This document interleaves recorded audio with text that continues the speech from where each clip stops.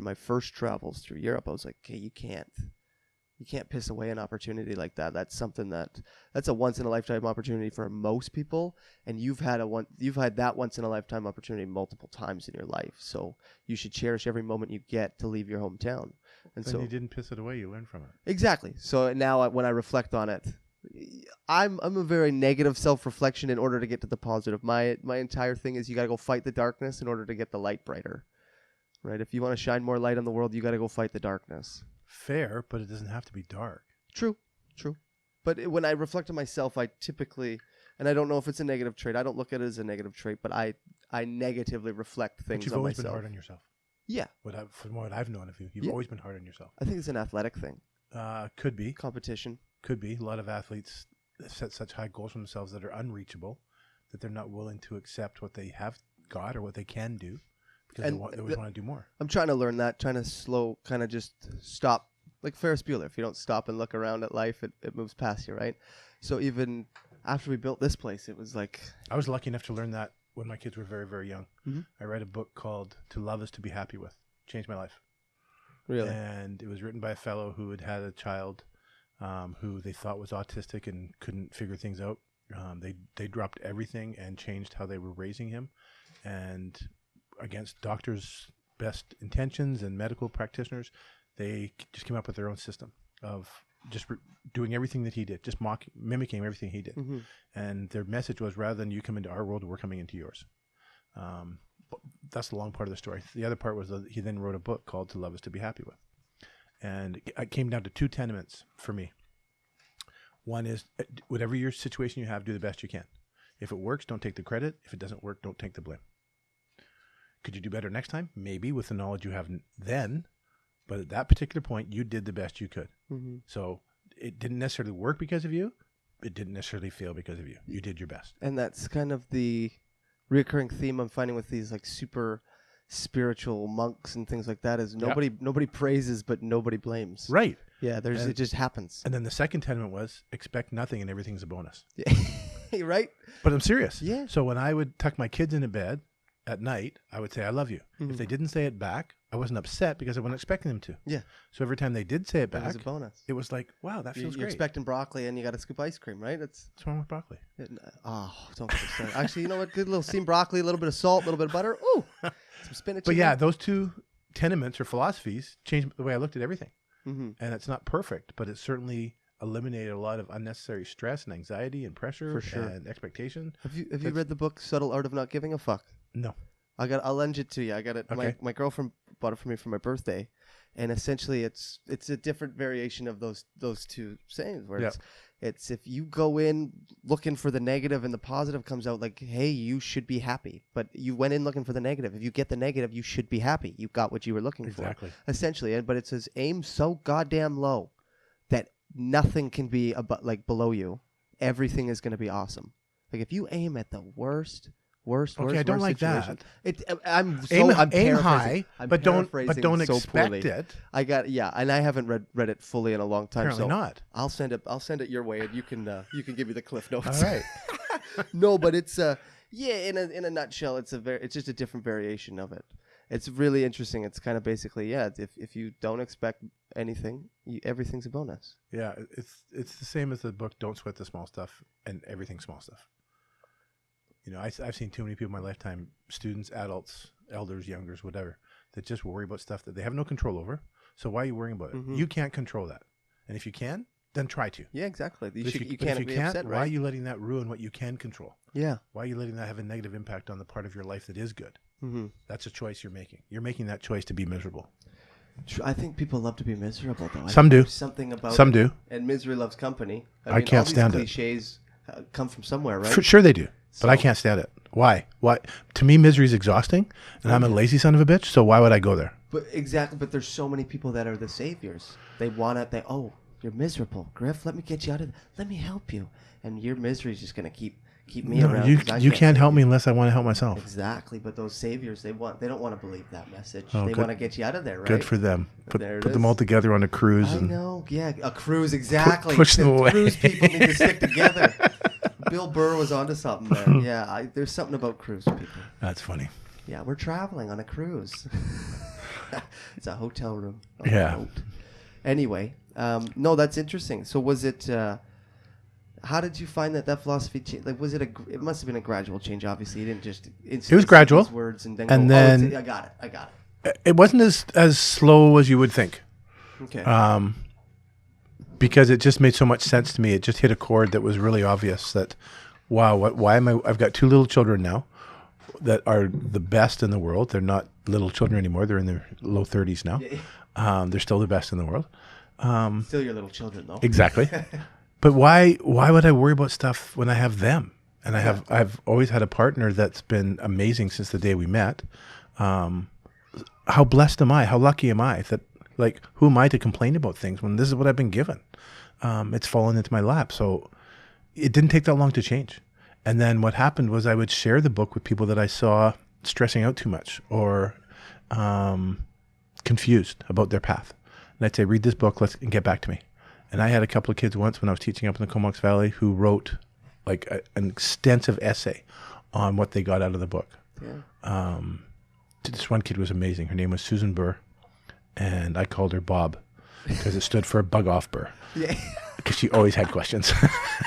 And she wrote this amazing, I have it in my collection somewhere. It's one of the things that I did keep. She wrote this amazing analysis of this book, and she got it. She got it. Whether it changed her life or not, I don't know. But she certainly understood the message that was behind this writing. And it's a real simple book. It's not heavy reading. It's not like, it just hit a chord with me. So yeah, the change was quite fast, actually.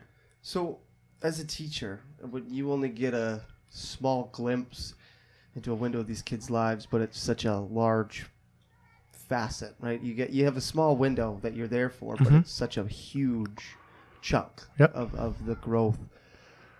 What's it like when you see them? You know, when you see students like myself, how many years, 7 years later, and you see this growth, but you at the time you're like, you're gonna get it, but when, you know? You see more than you might realize. I think some teachers see more because they allow themselves to see more. I was always very open. I tried to be very open with my kids, and I still use that term, kids. I don't mean that disrespectfully. It was just an easy word to use. It's just understood. It's like I still call my old hockey coach's coach. Yeah. And from the very beginning, the students always had my home phone number because if I wanted them to have it, first of all, so they had no excuses about homework and stuff. Like, did you call? No. Okay, you were 0. good with that. You had your little website set up with everything. Griff's Corner. And, oh, yeah. There was. Well, there's no excuses for not getting things done. I'm going to be as supportive as I can. But also, I wanted kids to have my number in case they needed it for emergencies. There's a few kids that they reached out. I was lucky enough to be there that they reached out when they were at functions that they couldn't get a safe ride home. So I went and picked them up. I don't need pats on the back for that or kudos. It was just, why not me? Yeah. If I'm available, then why not me?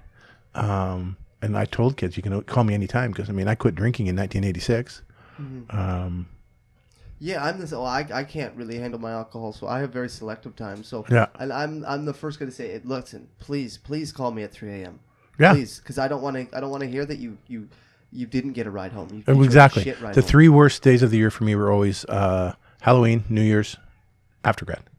Because I always waited till the next day to find out if everybody was okay. Exactly. I always didn't sleep well those nights. It must be terrible. Well, and I still don't understand, but I'm sure there's a connection you have with students that it is almost like a guardian, parent, but not that. No, absolutely. I'm agreeing with you. Okay, yeah. You know, it does exist. And again, it's because you allow yourself to be exposed to your own vulnerabilities. I always made a point of my wife visiting me at school a lot when I started my career so kids could see I'm in a happy marriage.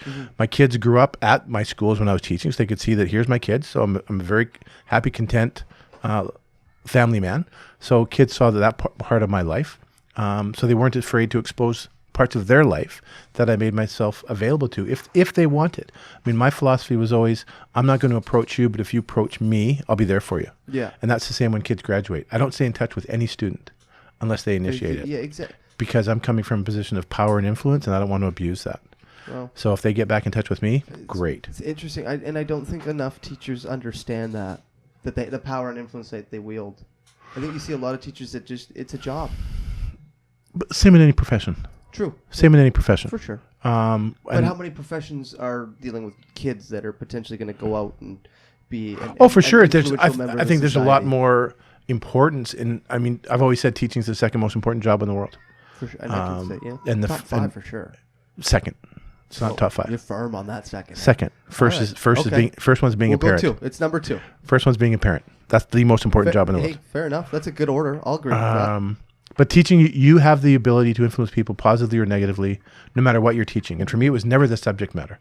No. I was able to teach a variety of different areas, but I always came back to English because it just allowed for anything. Really? And you can wing it. I can make this part of the curriculum if I want to. Exactly right. By saying, okay, let's write an essay on that now. Super. Let's make a radio jingle. Like, what? But exactly. But it allowed kids to be expressive. And that's the biggest compliment I ever got was when I hear back from kids saying, you allowed me to express myself other than the normal way. Well, you taught me how to write essays by writing a song. I mean, that was to me. No, you taught yourself. Well, okay. I opened a door. The ability to write essays through songwriting. But that, to me, just to have somebody explain to me, you have this capability inside of you. Here are some techniques that have been known to man to work. Go for it. Like, I'm here to help. Let's do it. And then for me to, you initiate it. You initiated everything, but But that made it more fun for me. But I don't want to read 30 freaking essays that are all the same all the time. Exactly. If I can get different things, that makes it more enlightening for me. Yeah. And to help someone follow their passion. But you were the only teacher who put up with all my BS and read through it and called, you went through the steps, called my mom.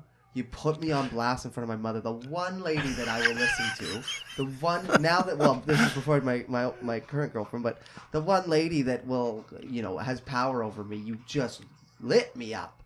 Who, by the way, no way, that graduation year, I don't know if you remember this, she had a trip planned for me for spring break that got ripped out of my hands because of my own stupidity. I'm so sorry. Oh, no, don't you say sorry. It was the best thing that ever happened to me. But she was going to take me to my favorite hockey team, Washington Capitals. And then... Okay, I'm sorry about that, too. And then that's your favorite team. Hey, we just won the cup. That's my boy on the wall. That's my boy on the wall. And after 6,000 years, everybody wins one at some point. That's great. I'm not a Capitals fan. I'm more of an Ovechkin fan, I should say. Okay, that's worse. So, I was going to go see my favorite player. He's displayed by the way he celebrated how mature he is. Oh, you're killing me here. Anyway, back to your mom. So I was going to go see Ovechkin play, and we were going to go see my favorite comedian at the time, Gabriel Iglesias, all in Washington, D.C. And she goes, yeah, well, I got told you got a 46 in English, Marcus. And I went, oh, no. And she showed me the tickets. And not ripped them up, but she took them away from me. So, yeah, it was brutal. Oh, you're welcome. But you were the only teacher that said, no, it's not bad. Like, yes, it's bad, but we can fix it. We just got to work at this, and I need him to work at this. And without being humble, there's many teachers out there like that. I just happen to cross your path. You're the only one who crossed my path that way, and that's a better way to word it, yes. But out of my entire learning career, my education career in the school system, 1 out of how many? And that to me is just it's a bad average. Mind you, I had great teachers that I could list on, and I probably only had a handful of poor ones. Yeah. But the poor ones and the great ones are the only 2s that stick out. It's not the middle. See, that's the trouble with teaching is the poor ones have such a huge impact on kids in a negative way. Mm-hmm. That's the one thing I dislike too. Is I'll never diss teachers because it's a tough gig. And everyone's human. We're all capable of messing up. But society keeps on putting more and more things into the school system. Teach this, teach this, teach this. And taking less responsibility away from the community and the parents. The number of kids the biggest change I saw in my career was the lack of accountability as I progressed through my career. That parents would find excuses for their kids. You go back to my school days when it was the wood stove in the middle and chalkboards. You didn't. Butter and you did recess. Exactly. Butter. Oh, sorry, you were one of the rich schools. You were one of the rich schools.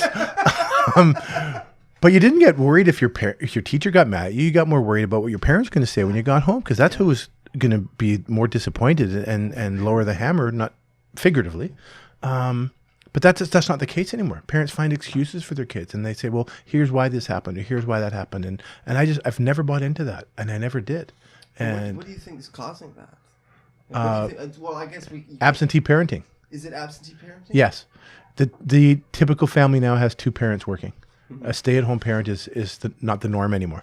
And in my growing up years, that was the norm. Mm-hmm. There was a parent at home. So when you came home after school, somebody was there. Somebody was there to help either get you started on your homework or help you or deal with stuff. To come to the meetings, to be there if there was a problem at school. That's not the case anymore. And I'm not sure why. It goes back to our conversation we had before we started this about material things. And if I have 2 incomes, then we can get more stuff. Oh, that's the worst. The greatest thing that my daughter who got married to, ironically enough, the daughter of a guy that I played high school basketball with.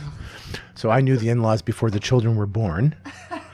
But they met that way. And they agreed right from the beginning that one of them would always be a stay-at-home parent because that's what they had.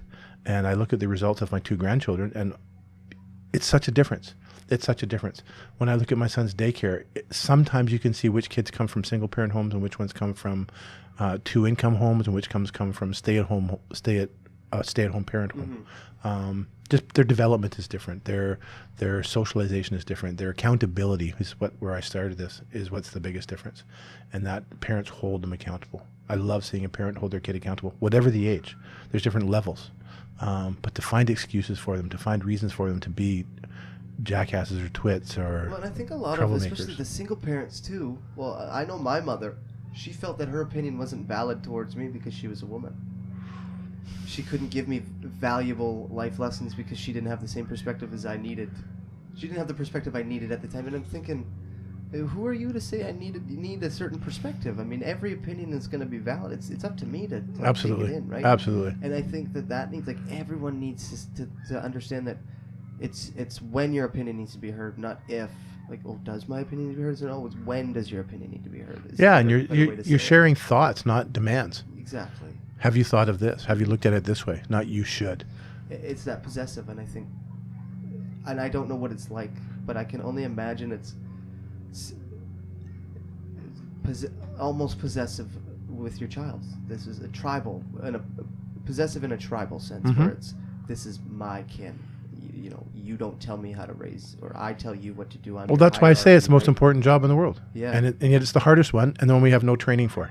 If you're fertile, you can apply. It scares the hell out of me. I got friends now that are having one of my brother's best friends just had a kid, and he's bringing little Briggs around, and it's like, oh my God, one mess up tonight, and that could be me in 9 months, right? I mean, hypothetically, but still, it's like, holy. Okay, please don't call it a mess up. Not a mess up, but unplanned. Unplanned. It's a mess up, no, it's unplanned. It's not a mess up. A kid's never a mess up. I love that you keep my language accountable. I like that. Well, it has to be because it's the power of words. For sure. And that's what I. You could have a kid watch this or hear this audio in 10 years and go, "Oh, I was a mess up." But no, I just wasn't planned. My philosophy right now on words is that I can't control how they're received. I can only control how I've delivered them. All the more important to choose them wisely. True, but anything can be perceived in any way, is what I'm learning. Positive or negative, it depends on how you want to listen to it. I disagree. Really? Yep. I think you can phrase things in such a way that makes it crystal clear what your message is, in such a way that can be received properly. That's why I think conversations are so much more important than emails and text messages. And that's why I think stuff like this is very important. Absolutely. Studies have shown that in communication, 10% is what we say, 90% is our body language and eye contact. Yep. So I'm not getting that if I send you a text message. Right. That I think is being interpreted incorrectly. Or emails. How many times have you hit send and think, oh my God, how do I retrieve that? Thank God Gmail put the undo button on. That's all I can say. Oh my God. I've made use of that a couple times.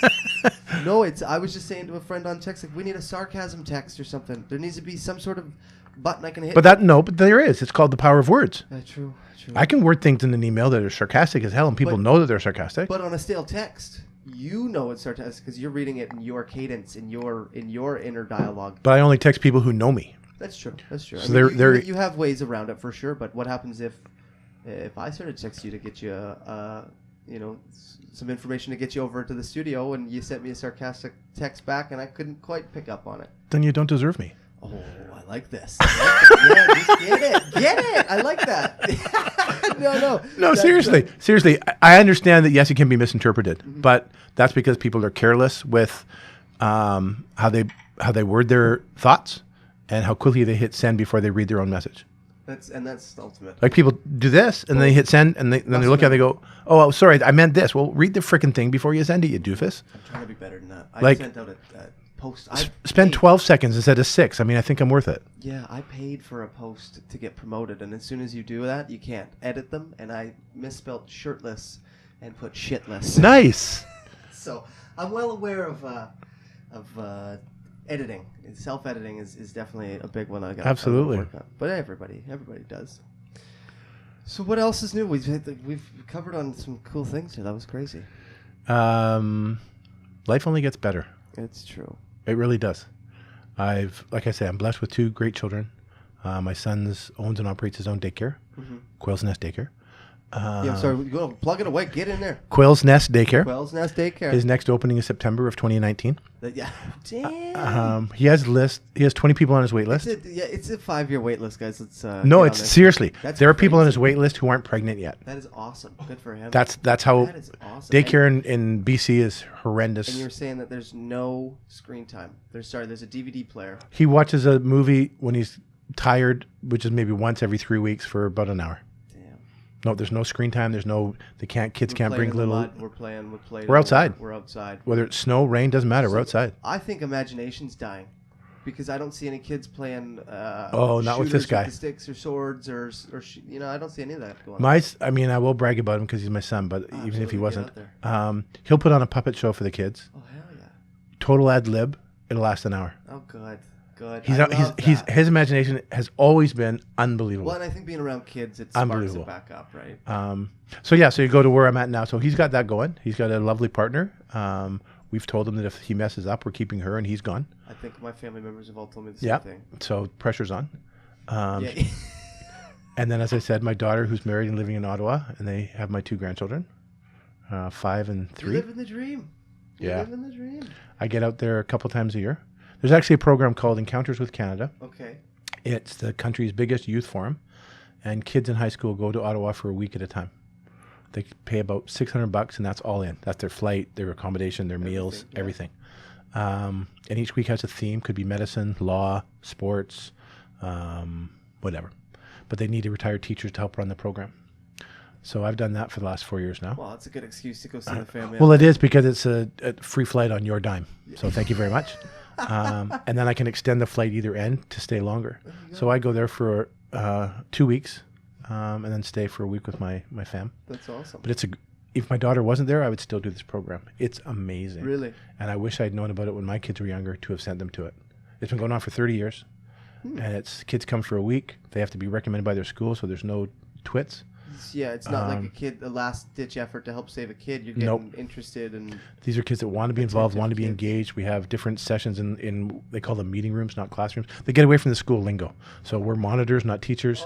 They're meeting rooms, not classrooms. Yeah. So they get away from all that. The kids sleep in dorms. There's chefs on staff that do all the cooking. Wow. And we just go crazy and have fun. And it's exhausting.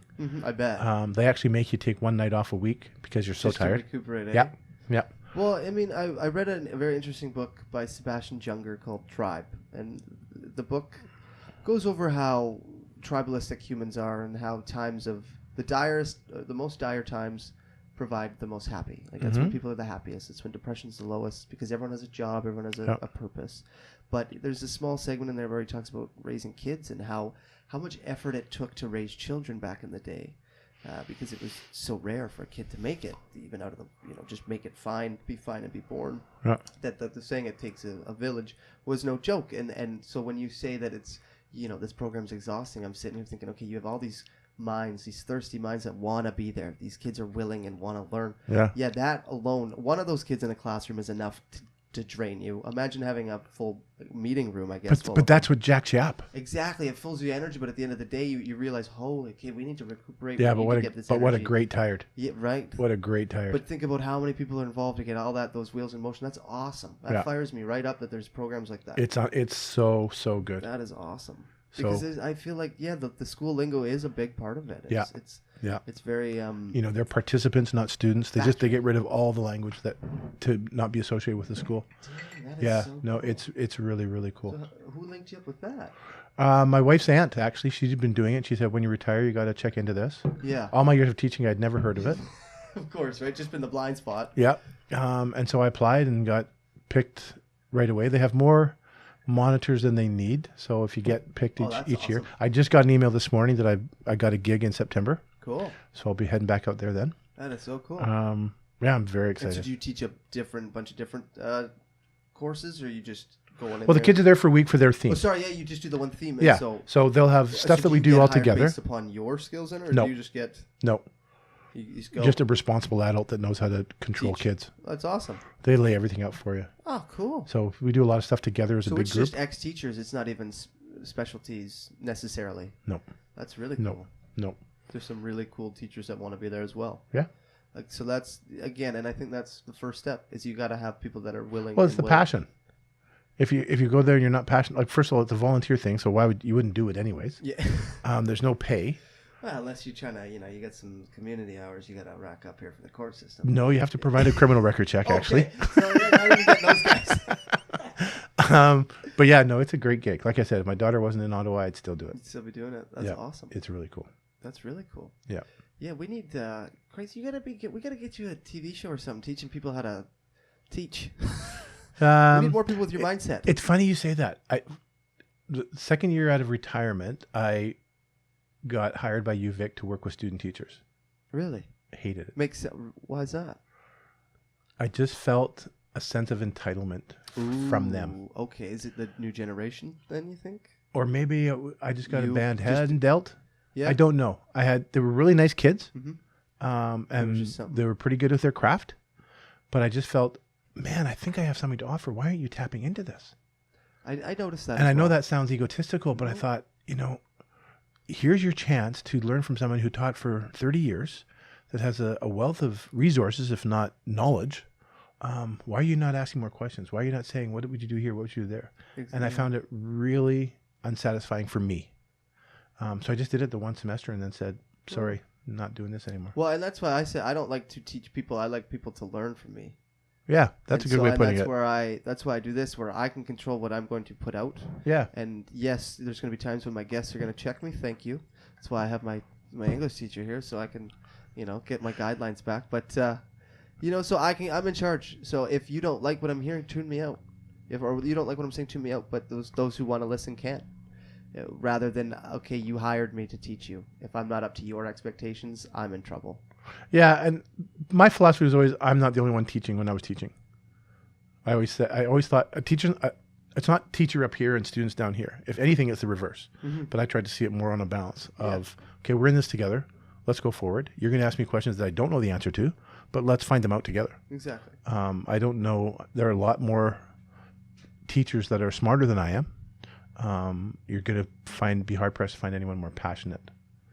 And that was my strength, and that's what I worked from. I got better at the material as I went through it over the years, simply by repetition. But when I started, my training was as a history social science teacher with outdoor ed as a minor. I spent my whole career teaching English. Yeah, I was going to say, how do you make the transition? Well, because initially principals could assign you whatever they wanted. Oh, what? You just needed a degree? Yes. Okay. Basically. So my first year teaching, I had 2 socials classes, 2 English, 2 PE, and an outdoor ed. And at all 7 different classes. Man. Or can't do much, so let's just spread them around so we can only cause harm in a little bit. And I just fell in love with teaching English for reasons I've already mentioned. But my career was lucky. I was in the right place at the right time so often. My second year teaching, we had a group of kids. It was a 7, 8, 9 school. We had a group of kids in grade 8 that no one really wanted to teach the next year. They were just a handful. Discipline issues, behavioral issues, substance issues. So I went to the staff in May the year prior and I said, you guys pick the 14 kids you don't want, and I'll take them for English, social science, and math. Have I told you this? You have, but I wanted to let you keep going. Okay. So I'll teach them for English, social science, and math. The trade-off is I get to pick the 14 students that I want to teach outdoor ed. Mm-hmm.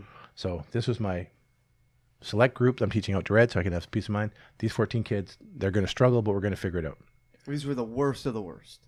Yeah. As far as the teachers are concerned. From their point of view. Good people, but just struggling for whatever reason. First day of school, 2 get suspended before school opens. Oh, good. Oh, you got a good old batch. So I'm down to 12. They walk into the classroom. It's empty except for my desk and my chair. Yeah. There's no furniture. There's no posters. There's no chalk. There's literally nothing. My desk, my chair. They walk in. They look around. I said, have a seat. They look around. I said, have a seat. So they sit on the floor, fold their arms all rough and tough, stare me down. I said, when you have something to work with and something to work on, we'll get started. Until then, this is where you're going to be 3 hours a day.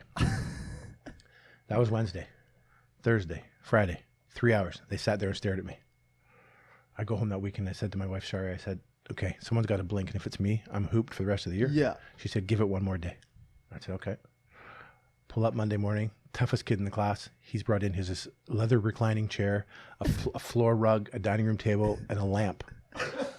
And he sits in his chair, turns the lamp on, kicks back his feet. I'm ready, Mr. Griffin. What are we doing? So without batting an eye, I'm thinking, oh, thank you. So I sit with him and we work all day. 13 kids staring at us. By the end of the week, the classroom looked like a bad garage sale. They had gone to the custodian, to the neighbors, to whatever. It was just a collection of just crap. There was no desk in the room, but chairs, tables, lamps, whatever. You had like grandma's attic up in your classroom. Only if grandma was medicated. It was bad, but it worked because it was their choice. They chose to bring what they wanted to. We got to a point where we worked on the contract system. So first thing Monday, we'd have a team meeting. And they loved it when I moved the meeting to my house because I only lived a block away because then they could smoke during the meeting on my deck, which I thought, we can smoke during school time with a teacher. This is the best gig ever. So they'd smoke and have coffee. And we'd have the meeting. We took turns chairing it. And at the meeting, we would decide anything to do with the classroom. If a poster was going to go up on the wall, we had to all agree on it or at least reach consensus. Yeah. If we were going to change anything, we had to reach consensus. And my vote was no more than theirs. Wow. So a lot of times, nothing got done. How did your peers handle that? Giving them so much power? Giving the Oh, they were happy not to have them in their classes. So they were the other teachers? Yeah. They could care less. No. So did you get any resistance for that? None. I had these 14 kids for over half their timetable. They were just like, take them. We don't care. It's not that we don't care. It's just that we don't have to handle those issues now. This was before class size language was in the teacher's contract. So their classes actually had to be a bit bigger for me to only have 14 kids. But they felt the trade-off was worth it. Because one or two misfits as far as behavior whatever in your classroom can just be so disruptive. Right? It just kills it. So we went to a contract system where after the meeting, we'd go back to the classroom. They'd write up what they wanted to do in their 4 subjects for that week. I'd look over it. If it wasn't enough, I'd have to add a bit. If it was too much, I'd say that's not realistic. And if the contracts for everybody was finished by Thursday, we took Friday off.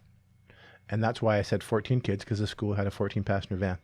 And we'd go hiking or backpacking or canoeing or because Comox Valley, oh my gosh, there's so much you can do there. You got nature on your back door no matter where you are. We got about one Friday a month off. Yeah, no kidding. They just weren't finished. Or if they, and what eventually happened, Marcus, was as they started to finish, they'd put pressure on the other kids to finish. You know, get your act together. I don't want to be here on Friday. No, what are you doing? We need to. Yeah. So they started to help each other. It became. I mean. So you got a positive result out of that. You didn't mostly. You didn't get the what's the word that gang mentality. Not at all. Not at all. Again, they saw my vulnerability. I was only a second or third year teacher, so pretty young. But they saw that. Look who it is. Hold on. Hold the phone. We're going. But yeah, come on in. Come on in, Mr. Griffin. This is my mother, Kelly, the first, and then her sister, great. Laurel. How are you doing? We're on, but come on in. We're on. Hi. We can edit this out if you guys don't want to be a part of it. Where's Curtis and Olivia? I thought they were down here. They're probably upstairs. Oh my God, it's hot in here. It is hot in here. Yeah, we got some waters and stuff. That's not me because I have never been a fan. Well, you look good. Well, you haven't got your glasses on. You haven't changed at all. So I was this bad before. No, I think you look younger, actually. Since Thanks. you retired. Thanks. Hey, Marky. How are things? That's okay. So Super. Yeah? I have zero complaints in life. Oh, that's good. Retirement's good. Retired, but subbing a couple are times you? a week. Yeah? Yeah.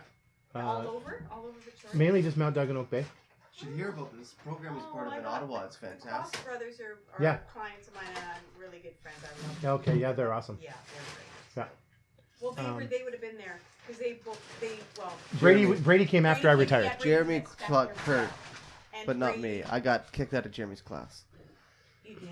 After my shoulder surgery, I failed to keep up with the other students, and then I just stopped You showing got up. kicked out of everybody's class. Not mine. Oh, yeah, you're Except, right. Not Yeah. mine. except Griff's class. Griff didn't kick me out. He called you in. Yeah. That's what we were saying. We already told the story. Yeah, he Yes. called you in, and then you Yeah. kicked my ass. Yeah. Yeah. You took away the trip. Actually, that was right, exactly right. You took away the Ovechkin trip, You're and right. yeah, That we. was Oh, right. don't worry. We went down memory lane. Don't you?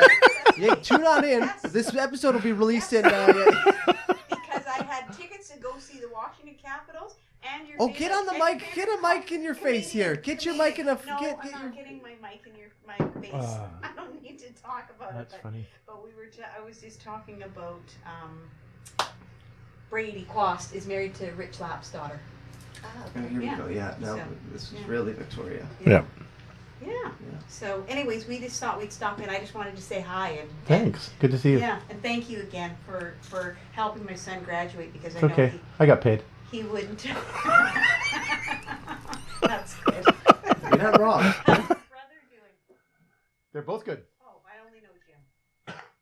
Nope, he's doing fine. Yeah. He's actually working for Wilson's right now. Transportation? Yeah. Really? Yeah, doing the airport shuttle. Really? I should phone them because we're for our Vegas trip. We always phone Wilson's to shuttle us. You should phone him. We do. Hell yeah, there we go. Networking, the Curtis Project, bringing people together. We do the Vegas trip every year, and we always use Wilson's to take the Okay. group from the office to the Oh, airport. nice. So yeah, Jim would be a good driver. There we go, Kelly.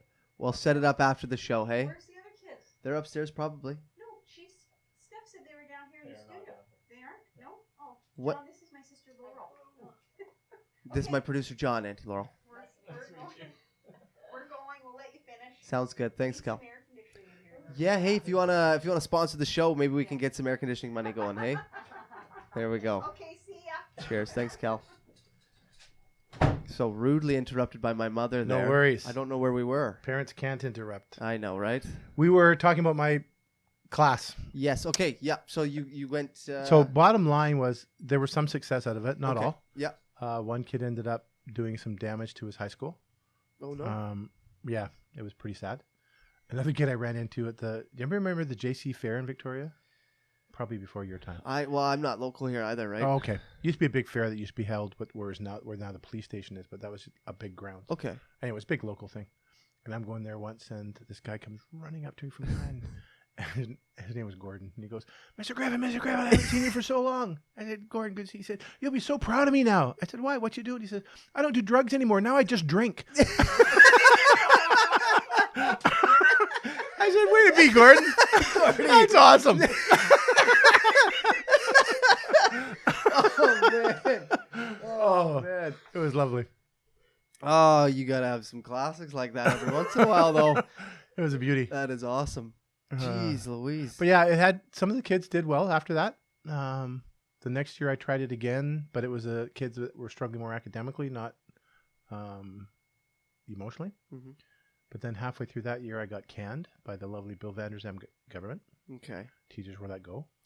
I didn't want to tell my wife because she was pregnant at the time. So she finds out at a staff party Oh, good. from someone else. Oh, How's no. Rick dealing with his pink slip? What pink slip? Yeah. Ooh. Okay, honey, we'll talk at home. But then luckily I got onto a job at a different school for someone who was taking a leave of absence. And then from there I went to Hornby Island for a year Wow. and taught a grade 6-7 class. Sorry, 4-5 class. Okay. Having never taught elementary school before, and I would never do it again. Why is that? They work way too hard. Oh, There's no downtime. they got so much energy. Oh, but they're just constantly wanting. It's just too much. I only taught 0.7, so I was done by Thursday at lunch. Most exhausting teaching year of my career, hands down, hands down. I was literally a day ahead of the kids. I couldn't call in the sub because I wouldn't know what to tell the sub. You had not enough hours in the day to tell them. No. Holy. And then I came back to Victoria because my dad was dying of cancer at the time. So we just packed up. We had 2 kids. And we just said, let's make a go. But we had enough money to last us till the end of October. And we moved down to Victoria and rented an apartment in Oak Bay. And the Tuesday before school started, I got hired at Arbutus. We had enough money for another 6 weeks. Holy. And we just started fresh. Dang. Yeah. The golden era. And then I was there for 16 years and then at Mount Doug for 11. Jeez. When you look back on it like that, it seems like it goes by in a heartbeat, eh? I can't believe it. It's crazy. I mean, I can still see those first year kids. Oh, no doubt. I can still remember stories with them. Some of them I'm still in touch with, which is when I retired, rather than have a retirement due, I had a retirement basketball tournament. Oh, that's so cool. And I invited back all the kids I had ever coached. That is so cool. And about 100 of them showed up. It's a good turnout. And they had to pay $10 to play or more if they wanted. And all the money got donated to Sport Victoria, which is, cool. do you know the organization? Heard of it. It's for kids that can't afford to play sports. Okay. That's so really we just cool. donate all the money there. That's awesome. We had a silent auction going. We had a concession going. So you made it way more bigger than yourself. I like that. Because that's always trips me out about retirement. But hey, look at me. Yeah, I could care less. But the reason I bring that up is because the guys I coached my very first year was a boys team. One of the only 2 times I coached boys. They got together and came one of the guys is now a highfalutin lawyer in Atlanta. Wow. He just phoned some of the guys, said, we got to go. Yeah.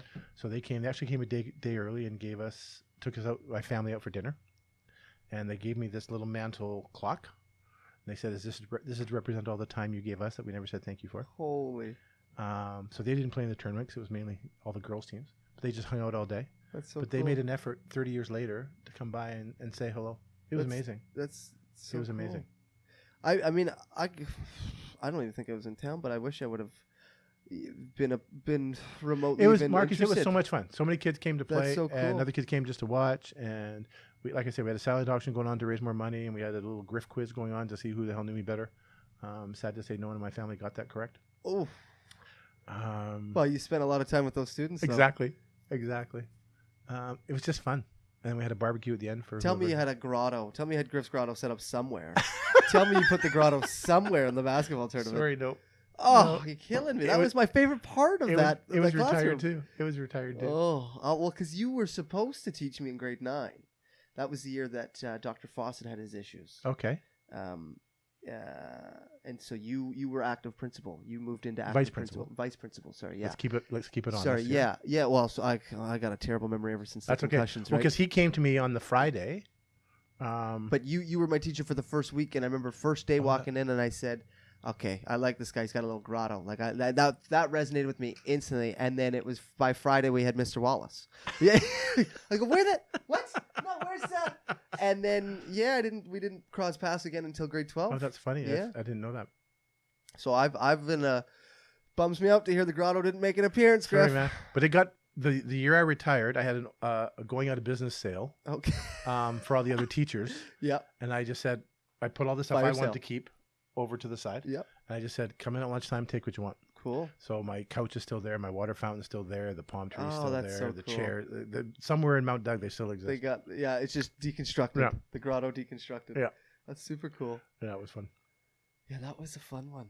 I'm trying to think back at. I didn't know I had you in grade 9. That's funny.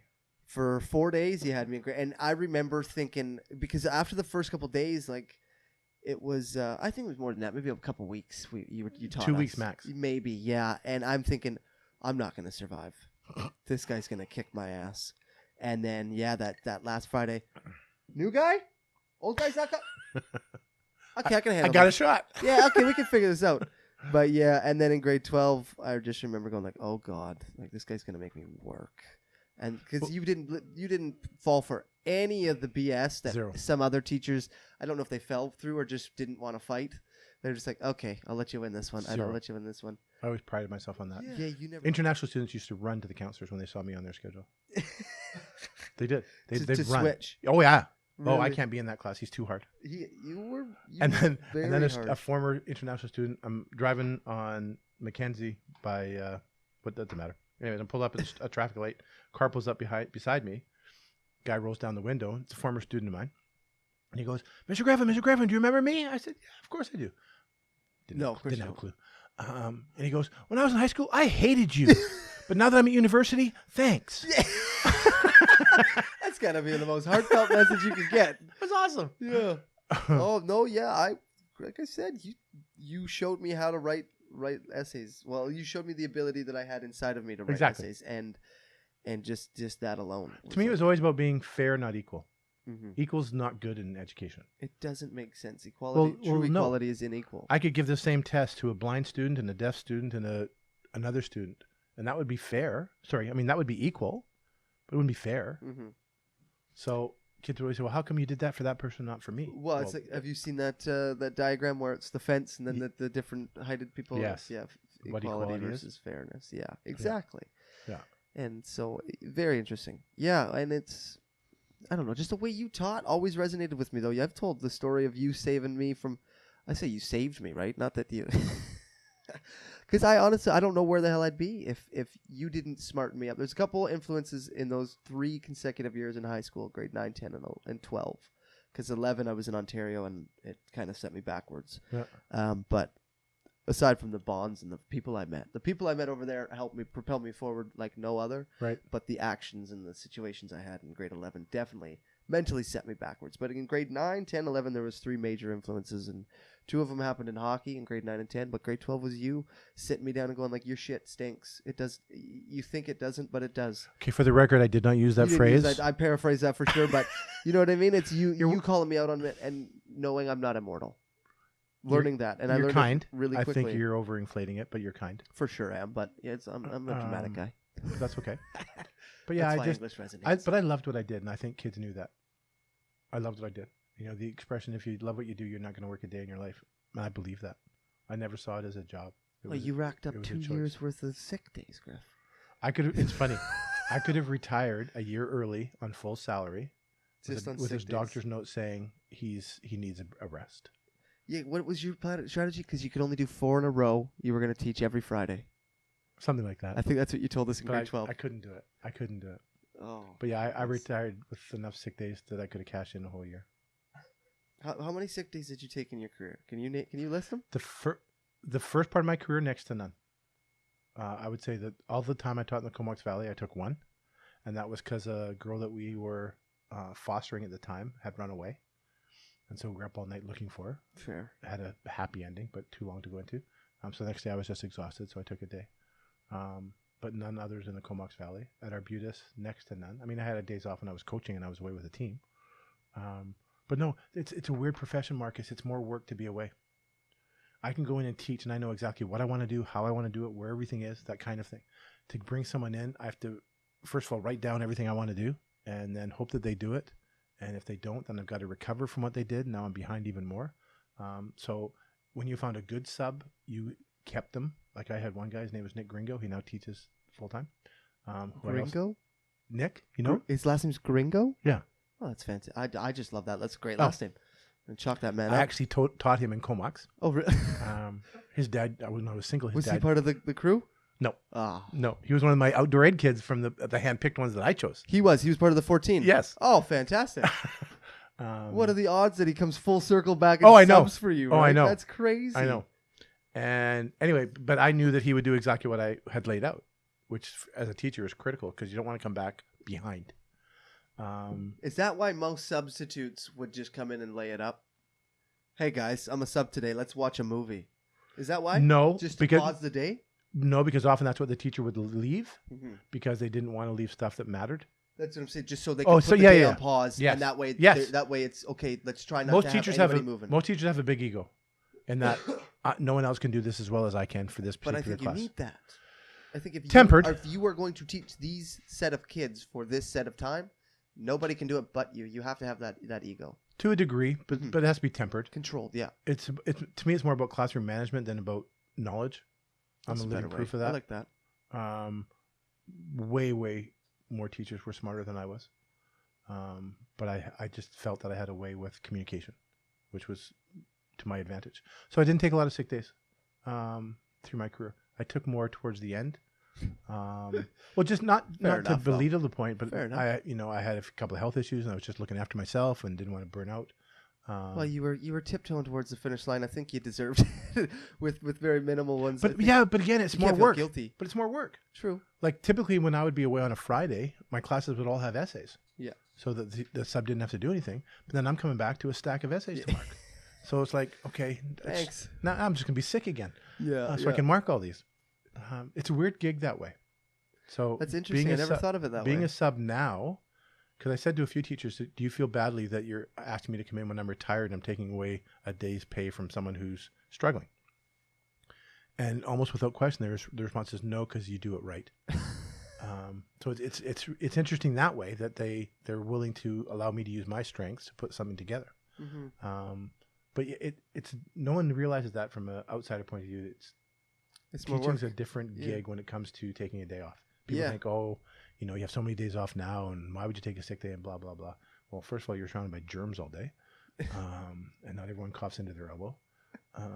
Well, that's only a recent thing, right? That's only 4 or 5 years old, that elbow one. And all the hand I don't get it how it took us so long. Like, who taught us to put their hands and then Doctors, so they could stay employed. That's going deep into the conspiracy farm there, Griff. So yeah, it's a perception that most people don't get about the education system. that it's more work to be away.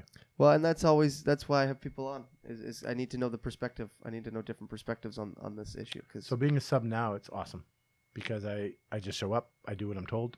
My daughter said, "Dad, you're going to hate it. You won't do well." You're not a layup sub though. You're not a chuck a movie on and let's nurse this. But my daughter said, "Dad, you're too much of a control freak. You're going to be able to go into other people's classrooms and follow their rules. You know, my room, no coats, no hats, no electronic devices, no nothing." Yeah, you're here to learn. I had a rule that if you had your phone out, it was mine for 24 hours. Yeah. Well, can you do that? No, but yes. Not really, but are you going to challenge me? Well, what if my parent phones you? Well, it'll probably take me 24 hours to find it. I don't know where I put it. So going to other classrooms where people allow these things, that's their rules. So I just have to live with them, which I've been able to adjust to really easily. In a sense, you can control yourself by following the rules. Exactly. Right? So you're still in control. But now I'm still having fun. I'm at the same schools enough that I still make relationships with kids, but I don't have meetings. I don't have marking. I don't have committee work. I don't have the politics. You're what I like to call, and what I'm looking forward to in life is you're the 15-minute uncle. You get the kids hopped up on the sugar. You get them thinking, wow, you know what? I want to hang around him all day. And then you dip out before they can think, or before the sugar really kicks in and before they can get too sick of you. Yeah, that's what I'm looking forward to be the 15-minute uncle. Yeah. Hey, kids, here's some candy bars. Yeah, Uncle Mark says hi. All right, Kurt, you have fun with your kids now. I'm going to take off. Yeah, what a horrible person you are. Oh, terrible. I can't wait to do it to everybody. No one's inviting me over when they have their kids, so I'm excited for it. So yeah, no, it's been fun, but probably another couple of years and then I'll pull the pin completely. Really? I said I'd go until my wife retires, and she's got anywhere from 1 to 3 or 4 years left. That's up to her. And then what? You ride off to the sunset? Mai Tais no in idea. Mexico? I don't drink, man. Yeah, it's a slippery slope. I'm not a big fan. I don't like the taste. That's my issue. That's why I stopped. I had too much of it running in my family history, so the night my dad died, I went home and had a drink and pulled the pin. That's it, eh? And said I quit. I had a 2-year-old and a 1-year-old and a lovely partner. And I said, I'm done. Wow. And I don't miss it. Well, I know, and then you smoke your cigar on your birthday, right? Or on your cake Christmas. day? Or Christmas. Christmas with my 2 brothers. You have your cigar. That's I have awesome. 1 cigar. I love that. Because I quit smoking, 10 years now? Really? I tried several times. Great story. Great quick story. You hit it. Well, quick. You got all the time in the world, Griff. There's no rules here. Okay. So I tried to quit several times. One time I had quit, and my kids knew I had quit, but I still smoked. And I said to my wife, if ever I go outside, if they ever come outside, just whistle so I know they're coming. Yeah. Well, that's noble. I can say that's noble at least. My daughter comes out once. My wife doesn't see her come out. Comes around the corner, and there's Dad smoking. Uh-oh. She looked at me, glared, didn't say a thing, stormed back into the house. So put it out, follow her to my bedroom. She's sitting on my bed, just waiting for me. Oh, God, that is one of the most terrifying things I can... 7 years old. Oh, jeez. Just this little ball of fury sitting there. And she just lays into me. Like at one point, my wife said, I need to stop her. And I said, no, let her go. And not the right words, but she was saying, you're a hypocrite. You lied to us. Why do you want to die? Why don't you love us? Like, it was brutal. Up one side, down the other. And at the end, she goes, Dad, I still love you. But right now, I don't like you very much. And walked out of the room. You've used that a couple times in the classroom, I think. And that, yeah. Oh, my gosh. Well, that's getting schooled by a 6-year-old. That sounds way worse than I'm disappointed. That's Oh, it was brutal. Well, because I would hear that as a kid and I go, "Oh, great, I was won." so stressed. I went out for a smoke. Yes. I almost started drinking again. Holy Christ. But then I finally quit, and then we went for a walk on the beach. My kids are all grown now. We're grown at that time, still are. You don't regress, just so you know. Fun facts. And I smoked a cigar walking on Dallas Road and flicked it into the ocean. We took pictures. We had to retake the last picture, though, because when I flicked it, it just fell. Yeah. So we had to retake it, so we got caught in the air. And then for the next year, without my wife knowing, I put aside a $5 bill every day, because that's how much I would have spent on smokes. Yeah. And the next Christmas, I handed her... Well, I didn't hand her the money right away. I handed her 2 rubber ducks in a gift box. She opens them up. She goes, "Oh, great. What the hell is this for?" And then I handed her 365 $5 bills. And I said, they're going to float on our new hot tub. Damn, that's smooth, Griff. That was my motivation to quit, because I love hot tubs. Yeah. So that was my motivation. Big bath guy, and you just wanted the super bath? I just love hot tubs. You just get a big hot tub guy. Especially at night. If it's raining, outdoors. If it's raining. Or the winter. We had one in Kelowna. We'd roll in the snow, pop back in. Yeah. Ooh, something about that.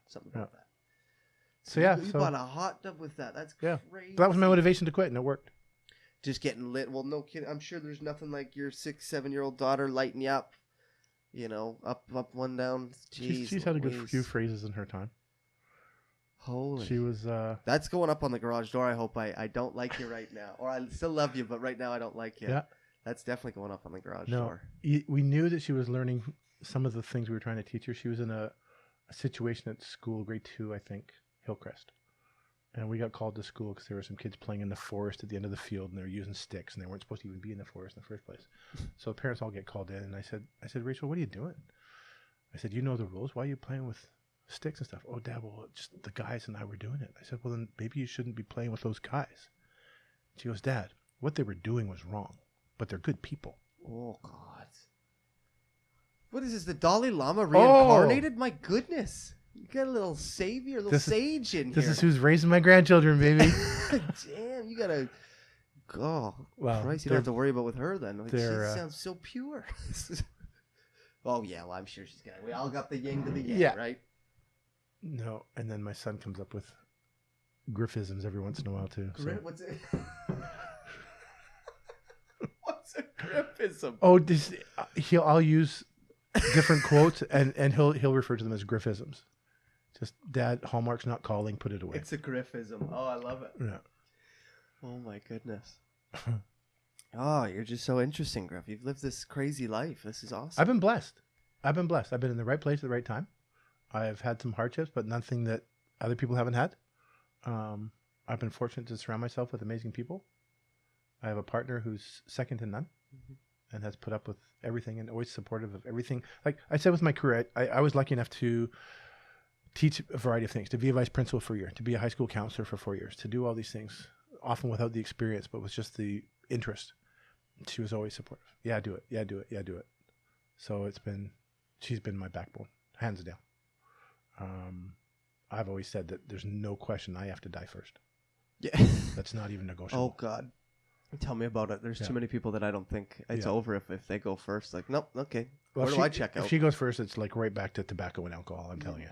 Well, what else is there, right? Miss you, honey. Yeah, see you, right? I mean, coming one dart at a time. Yeah, and then we had 2 kids that are just amazing, and they have 2 partners. They both have partners that are awesome. So what have I got to complain about? Well, and I think a lot of that mindset just comes from just adapting it, like saying, like, okay, what do I have to complain about?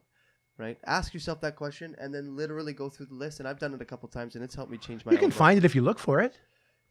But why look for it? I'm sure Jeff Bezos, the guy who owns Amazon, I'm sure he's got a laundry list of problems he wants to change too. And he's got he's got the more money than anyone else in the world, right? So it doesn't matter who you are, you're going to have issues. Yeah. Is it an issue or is it a blessing?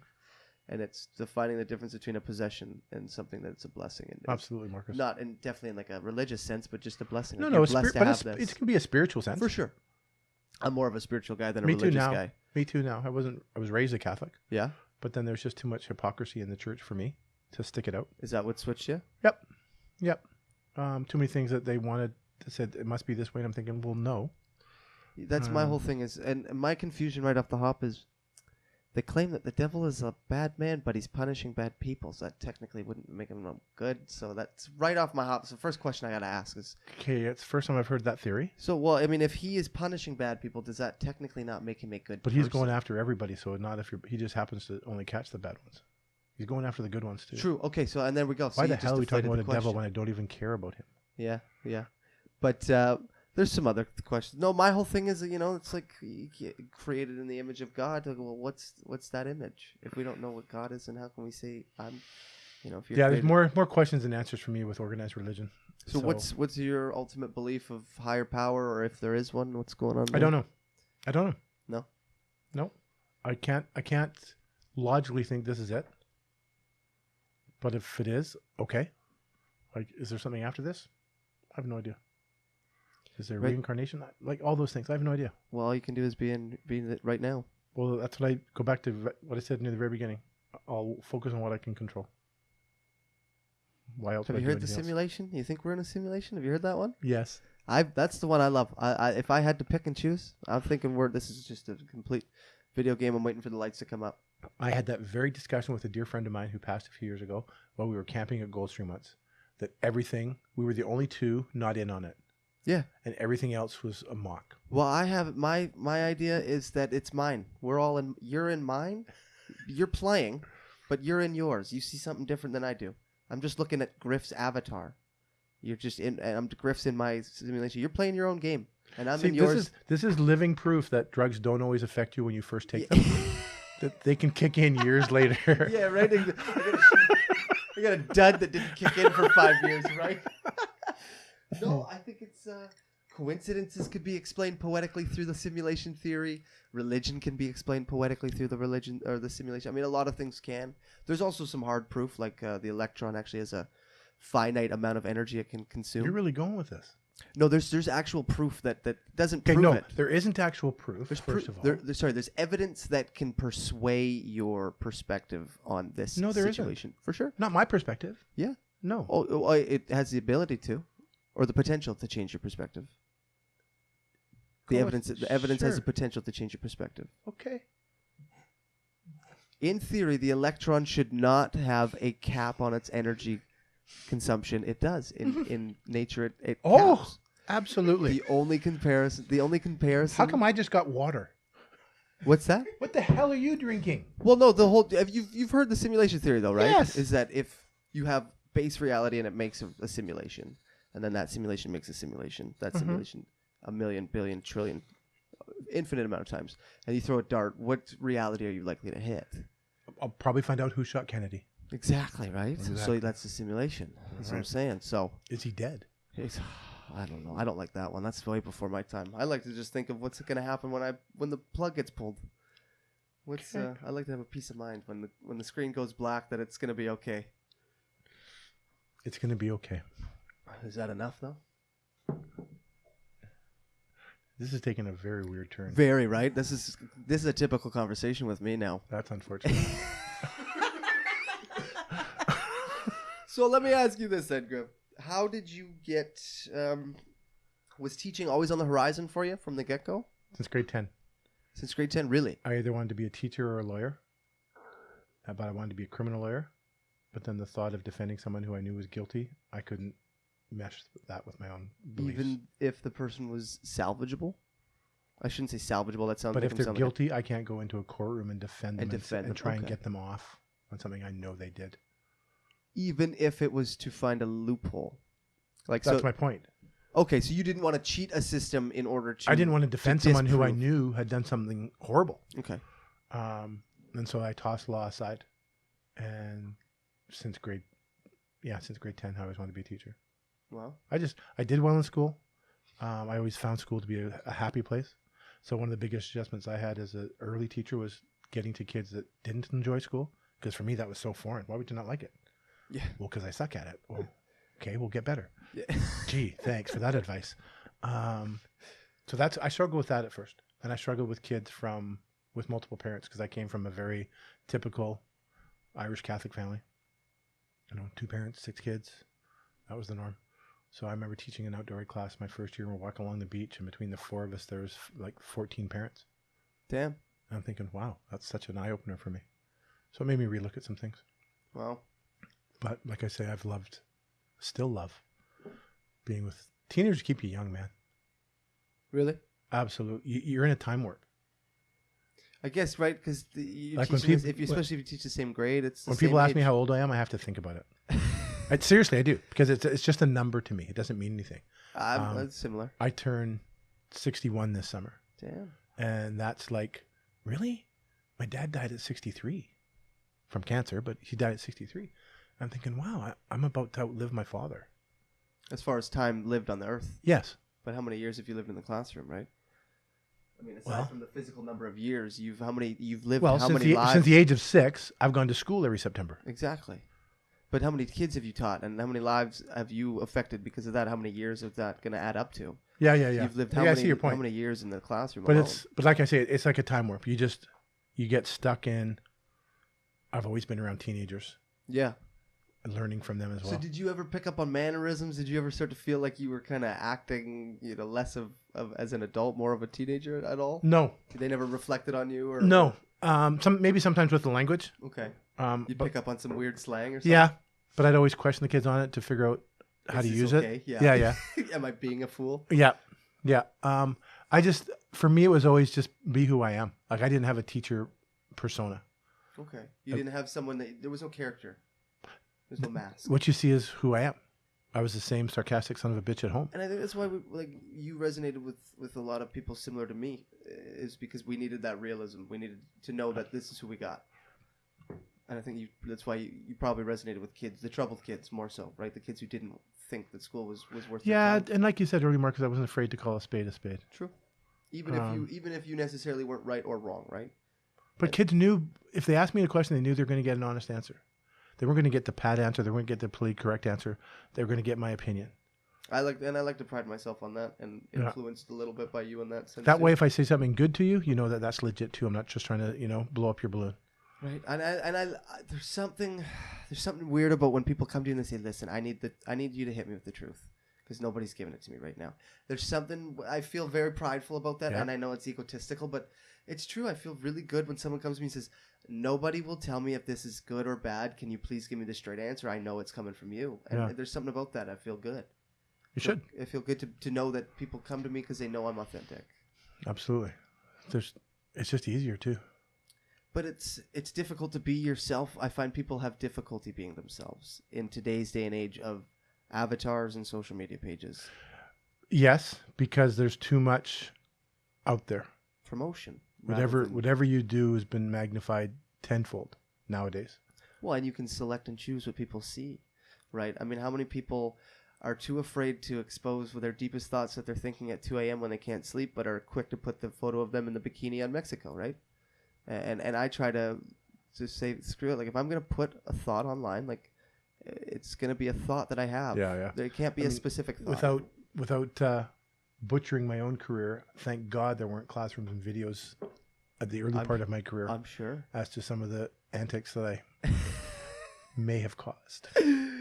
But it was back when you could do that, right? Back when that was part of learning, is kind of doing those antics. Yes. It's those antics. Excuse me, I'm still getting over this cold. It's okay. But yeah, now everything is available to everybody. I say there's no ignorance left. You can't be ignorant to learning, because it's like, okay, hey, well, how do I find circumference? I don't know. It's like, you have a phone. If you can't find it on the phone, ask. Exhaust your resources and then go seek help. Yeah. It's funny. Yeah, there's been some big changes, that's for sure, that I've seen over the 30 plus years. Well, you got out kind of right before the real big boom, right? I mean, around our time when I was graduating, it was school systems still didn't really know how to approach technology. There was you weren't allowed to bring a phone in, right? We didn't see it as a tool. We saw it as a problem, not as something that could be a benefit, right? Absolutely. And kids knew more about the stuff than the adults did. Yeah, and we were using them for the wrong reasons. We weren't using it as research tools. We were using it as distraction tools. So, yeah, it was a learning process, and I'm sure it still is. I mean, because the kids graduating now would have grown up. But the technology in schools now is unbelievable. There's one teacher I know at Oak Bay. He doesn't hand out one piece of paper all year. That's awesome. Everything's online. That's awesome. Everything's online. But see, we need that. We need that forward thinking. With Google Classroom, they always have access to whatever's going on. So whether they're at home, whether they're at the bus stop, they can access everything all the time. That to me just sounds like a teacher who went, "Oh, what date today? Oh, it's 2018. Right, we're in the future." Yeah, like 0 pieces of paper. That and from start to finish. And the plastic bag, like, because the waste thing, the plastic bag thing right now is blowing me. How is it in 2018 we still are, or we're just getting plastic bags out the door now? I mean, convenience. That's why it blows me away. But it's convenience. But it's convenient to sell the reusable bags for 50 cents too. And that's less plastic. No, because the plastic bags were free. The reusable bags cost me. So it's convenience and cost. But when you see Garbage Island on Google Images, you go, "Ooh, I'm not going to get a plastic bag anymore." Until the next time I'm at a store and that's all they have. Very true. I'm a paper guy, though. I just stirred. Yeah, but people have been programmed to be convenient rather than practical and caring. But I think that comes from not living in the moment, like we say. It's not being aware and not being appreciative of what you have here right now. But sometimes it's just easier. Very true. It's easier to be convenient. Let's be honest. It's who's not picking up that plastic bag? Yeah. Oh, can I bag your groceries? Absolutely. Paper, plastic. I like the handles. Plastic, please. We still got, 2 more months before that government ban kicks in? Give me that plastic, sweetheart. Come on. Exactly. Sweet plastic. I don't know who let that stuff go through. Like, that must have been revolutionary at the time. They were like, this is going to change the world. They must have not been able to see the consequences of plastic. The consequences of tobacco, or the consequences of... But tobacco in itself is not the issue, right? The cigarettes are filled with everything else. Same with... Right, so how do we let that go through? How do we let companies do that? True. Well, and that's where I don't get it, because tobacco in the 1800s was just loose leaf tobacco. You were smoking tobacco. You weren't smoking chemicals and things along those lines. So where, mass production, it comes to convenience. It's crazy. And then one little thing. I mean, I look at... Have you ever done the... Sorry? Oh, go ahead. I was going to say, have you ever looked into the history of why marijuana and THC and CBD are illegal? And it had something to do with the cotton gin.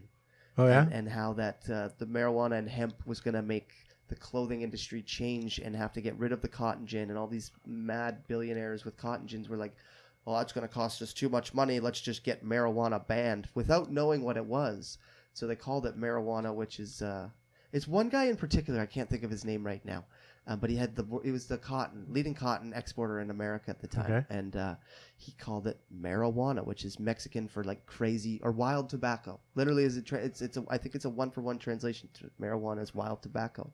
And he got congressmen all aboard to ban marijuana and its properties, which subsequently was the CBDs, the THC, and the hemp. And that's why for the longest time, none of those products were available, and that's why it's just now getting through the board because of some crazy businessman back in, I think, like 1836 or something, was like, oh no, I'm not switching my cotton gins over to marijuana gins. Oh my god, that's so funny. Right? So it's the small little butterfly effects that we can't see today that will change the world in 150 years. For sure. And I just think we need crazier thinkers in the boardrooms when those ideas get pitched. So that weird, crazy guy in the background goes, yeah, but what about in 150 years? When we can do some research on this product, we find it's revolutionary. Well, he might be onto something, but right now, let's just keep going forward, That would be lovely to think that would happen, but you've got too many people that are looking for convenience and cost. Like, think of the whole idea of food and buying local. Am I going to pay more for my tomatoes because they're from Duncan as opposed to the ones that are from California? Yeah, well, and the grocery stores aren't doing their due diligence and telling you that here's the Duncan ones and here's the ones not from local. But it's not up to them. If I care, it's up to me. Very true. What I can control. Yeah. But the convenience of buying them and saving a couple of bucks, people are going to do that. But at the same time, I think the local markets are very entitled. I think local business owners have their noses in the air, just as the same way that local people who own franchises think they're a local business. Those are the two people that I cannot stand. If you own a local business, you think you're entitled to local customers, just the same way that if you own a franchise but you are a local to the city, you're not a local business. I had a small argument on social media with one of these people who offered me free service to their company, their products, and I said, hey, I don't go with chains, but the fact that the manager is reaching out to me, that's awesome. Like, thank you so much. And now I'll recommend you if somebody ever asks me for this product. And he goes, well, we're local. We've been local for 30 years. And I said, the fact that you said we, is telling me that, no, you are not a local store. It's a we. Like, you're part of, X corporation. Well, there's the whole factor of marketing. And if I market as local, then perhaps I'm going to pull in Fair people enough, that I'm not going to that's get just otherwise. my personal belief. No, I understand. And then you have on the flip side, you have people like, well, I'm completely local and I'm locally sustained. It's like, okay, so why should I spend more money just to buy your product? So yeah, people just have egos. Egos are everywhere, and it's understanding you don't have to deal with them. That's not going to change. No, and it's funny. It's fun learning my ego along this journey. It's really cool. Like, I need validation and I need control. I'm learning very much. My ego loves that. It needs to be validated. Like, why am I good? It's like, here's why you're good, Marcus. And it's like, yeah, but okay, now tell me more. Do you ever hear that? No. So I validate myself. So you do get it somewhere. But that's where Good to right? know. But that's where the negative speak, like we were saying at the beginning, that negative speak comes, and then my validation can come. If you're going to count on other people to make sure you feel good about yourself, then you're never going to feel good about yourself because it's too fragile. Yeah. Someone could say it, and then the next day someone not saying anything. Oh, how come they didn't say anything today? I used to live life like that. Yeah. Today, a lot of people do. Yesterday, they told me I was pretty. It's like, well, I got to chase that today. I got to be pretty today. Yeah. No. No, love yourself first. I mean, that sounds egomaniac, but it's not. Love yourself first. Well, my philosophy's changed to the point that it's being able to go to bed, and before go to bed, be happy with the reflection in the mirror. And because there was a period, at least this year, where I didn't even I couldn't recognize myself from the 6-year-old me. I didn't see the transition into who I was in the mirror. I said, I don't recognize this man. Yeah. You're not younger me who grew up. Who are you? And I was like, I don't like this guy. And then I was like, okay, well, what are we doing in the day that we end up with this reflection we don't like? Because you haven't changed. It's not like magic's changed my face, So we got to change my behavior, change my actions, so that at the end of the day, when I look at that face in the mirror, I can say I'm happy. Like I'm happy that Marcus Marcus is in control here. Because I don't look at me as me. When did you start becoming so self-reflective? After I did a really big mushroom trip, actually. Okay. It was crazy. I accidentally. I don't know how much I did, anywhere from 4.5 to about 5.5 grams, which in one of my teachers, I guess, these online personalities I fell in love with, Paul Stamets, he says it's a hero's dose. And so what the hero's dose is what people claim that our ancestors would have taken this amount of mushrooms, gone through these crazy spiritual journeys, and come out on the other side a leader, someone very spiritual, or someone more patient, someone more courageous. They would have these traits developed, and this is how some people believe this is how the human brain was formed, through psychedelic experiences.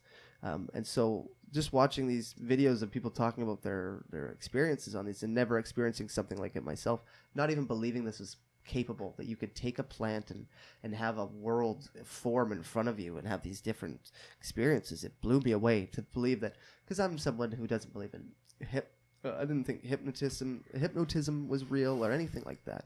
I always look for the trick behind the magic. Right. Even when I go to Disneyland, it's like, okay, I like the behind the scenes magic more than what they're trying to show us. For sure. And so I called up a buddy who I knew had mushrooms on him, and I said, hey man, you got a bag of mushrooms? He's like, yeah. I was like, can I have them? And he was, sure, you want some? And I was like, yeah. Ended up doing the whole bag, and I messaged him. I said, hey, what was that? How much was in there? He's like, I don't know, this and this. He's like, why? And I said, I just did the whole thing. Luckily enough, my girlfriend at the time she didn't do anything to influence me. She just took care of me. She was there. And I think this is why I had such a spiritual trip, was because my body realized I was okay, so my mind could drift. Right. Physically, I was going to be fine. I had someone watching me, but spiritually, I could go explore and not be worried about my vessel. And through this 8-hour period, I experienced what felt like time travel through different lives. Crazy. So I lived a period, I think anywhere from 4 to 6, I can't fully remember, of these lives that I felt as if I lived for 40, 50, 60 years. But the one constant in these lives is I would always find my girlfriend at the end of them, and that's when I would snap back to reality. And who was sitting in front of my face was my girlfriend, and she would tell me that every time I'd snap back, she could see it, because it looked like my eyes, it's not that my eyes were closed or open, it just looked like I came back alive. And I would always come out and I'd say, oh my God, I found you. I love you so much. And that was just the one constant with the mushrooms, it was just love. Like everything was love. You could feel the energy from things. You could feel the love that people gave off. It was incredible.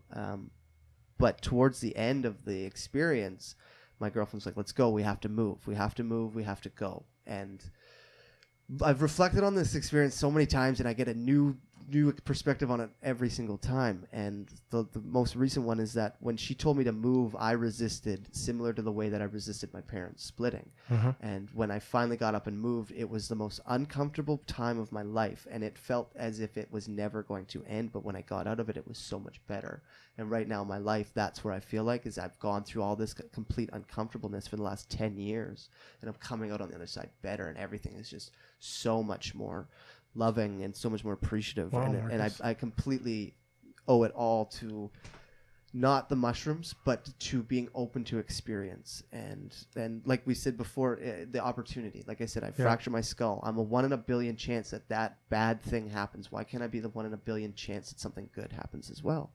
And I think it's being open to experiences, but knowing that it might not work, and knowing it might work. And just being completely wide open with zero expectations. And that's helped me become way calmer, way more, less angry, less quick to judge. I'm not perfect by any means. I'm still growing. Well, I haven't found that person yet, so don't worry. No, and I know that. And I know that nobody's ever beat time. So I'm in no rush to get things done. And at the end of the day, people who make millions and millions of dollars have gone broke, and people who have had nothing have become millionaires. So money's not what I'm chasing. I'm simply just chasing a being. Yeah. I'm just trying to be happy, be here, be present, be in a conversation. And this tool, the podcast, has been nothing but help, because That's awesome.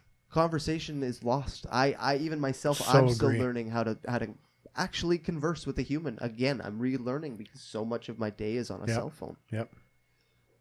So it's tough. But yeah, so to answer your question, a lot of my self-reflection, a lot of and meditation and that one big crazy experience. And it's not like I was like, oh, I got to do that again. It was I took 3 days and I just secluded myself from the world, because I was so completely shocked that something like that was capable.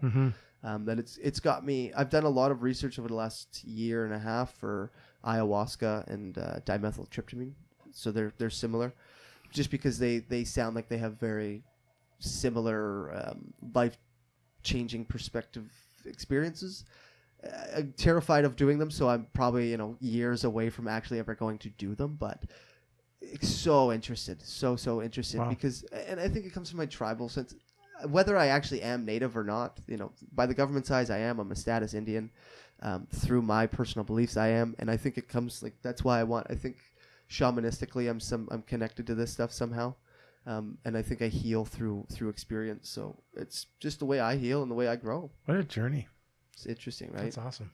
But it's me being comfortable with it too has been a big thing. It's been like, okay, this is how I heal. But anytime we change our perspective on things, of course it's difficult, because our perspective gets so ingrained in how we operate day to day that you have to make an effort, and a conscious effort, to change. And that's what you're doing right now. That's awesome. Yeah, being open, especially completely unedited and unfiltered, is it's something I've always told myself I do. But until I started doing it, you don't realize how filtered you really are. For sure. Even if you consider yourself an unfiltered person, and it's like, holy. And then like we've been doing this whole time. It's learning what words I gotta watch, how to take my initial reaction that I want to blurt out, refine it in my head before I speak. Yeah. Learning to converse is very, very fun, very interesting as well.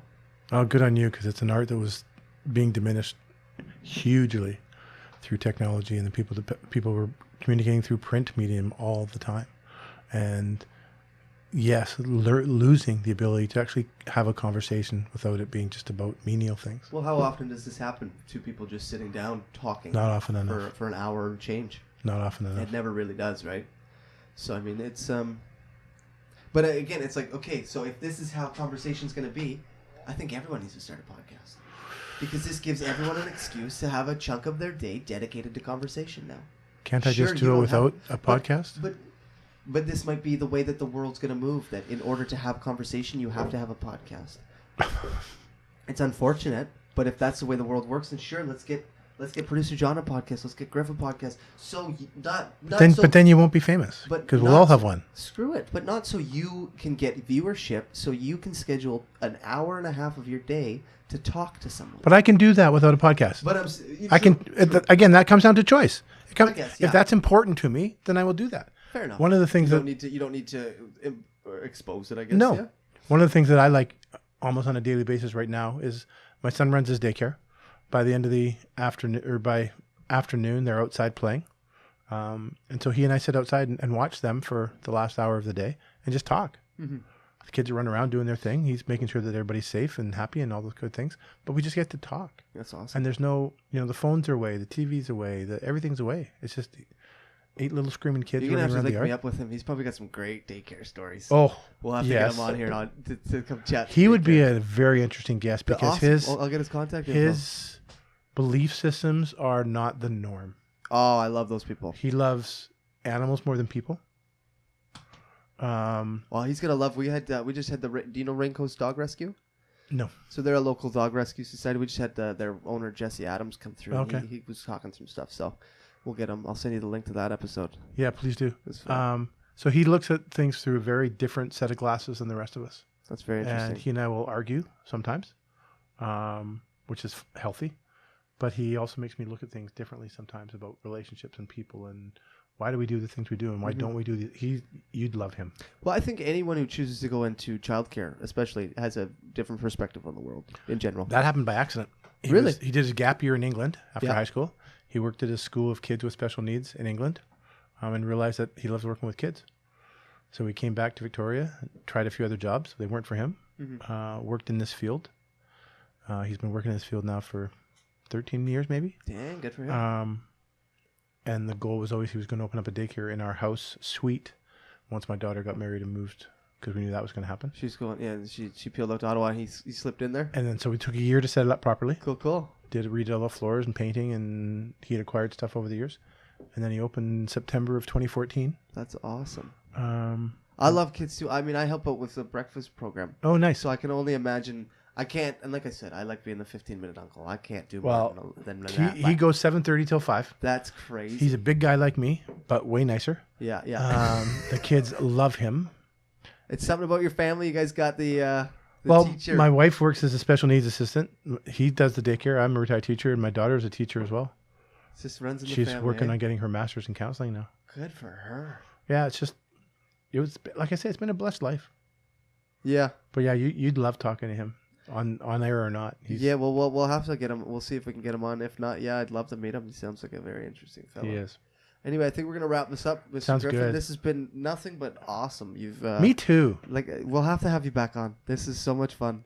We'll once we're gonna get we're working on getting 4 mics going at once. Once that happens, once I get your son on, we'll convince him to come on. Then we'll get both you guys in the same room. Maybe we'll bring my mom on. We can have a little family chat. That could be dangerous. Deadly, right? It'll be super deadly.